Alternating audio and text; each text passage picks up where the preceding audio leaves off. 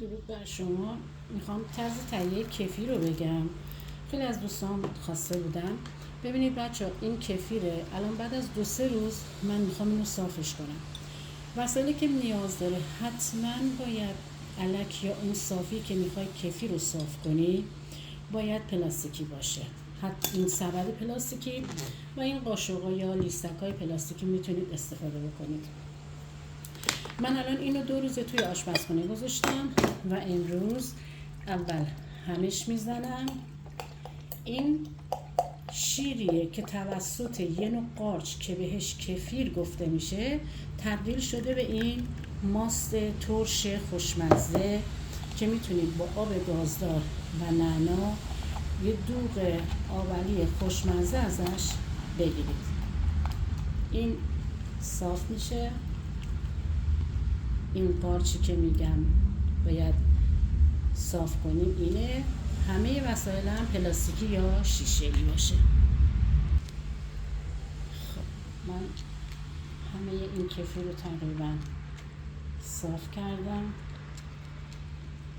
و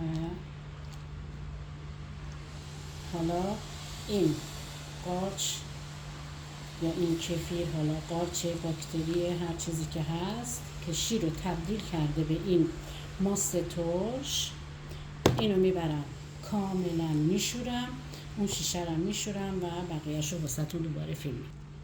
خب مرحله بعد این الان این ماستی که ازش گرفتم و با آب گازدار و نعنا تبدیل میشه به یه دوغ خیلی خوشمزه ترش. اینم کفیری که الان شسته شده، کاملا با زیر آب شستم و توی شیشه میریزم.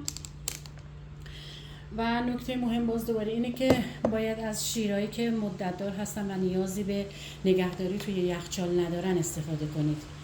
این شیر رو شما میتونید توی به کفیرتون هر مقداری که دوست دارین، اگر خب عیالوار هستین و بیشتر میخواین شیشه رو پر کنید، اگر نه من مصرفم زیاد نیست، تقریبا تا نصفهای شیشه شیر رو روی کفیر میریزم.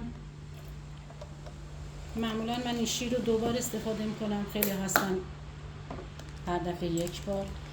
و این در این شیشه رو میبندم، نه نیازی هست که محکم باشه نه چیزی، به همین شکل. و اینو توی آشپزخونه به مدت 2 الی 3 روز، بیشتر از 3 روز نمیشه. هوا گرم باشه 2 روز، هوا سرد باشه میتونین تا 3 روز. این 2 روز که بمونه توی آشپزخونه توی محیط تاریک تبدیل میشه به یه حالت ماست که مراحل صاف کردنشو دیدین. این میره که 2 روز بمونه توی آشپزخونه.